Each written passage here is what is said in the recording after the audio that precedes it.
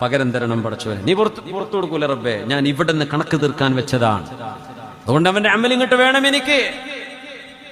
അവര് 10-20 കൊല്ലത്തെ റമളാന്റെ അവസാനത്തെ പത്തിൽ ഇത്തികാഫ് പോയി. ലൈലത്തുൽ ഖദറിൽ കുറച്ച് കരഞ്ഞിരുന്നു, അതും പോയി.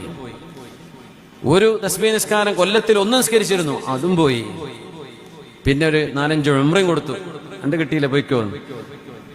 എന്നാ പിന്നെ ബാക്കിയുള്ള അമല് കൊണ്ട് പോകാൻ നിൽക്കുമ്പോ അടുത്ത ആള്, പടച്ചവനെ എന്നെയും പറഞ്ഞിരുന്നു റബ്ബേ, ഇവന് തന്നെയായിരുന്നു പരിപാടി, എനിക്ക് വേണം അവന്റെ അമല് വേണം, സൽക്കർമ്മം വേണം റബ്ബേ.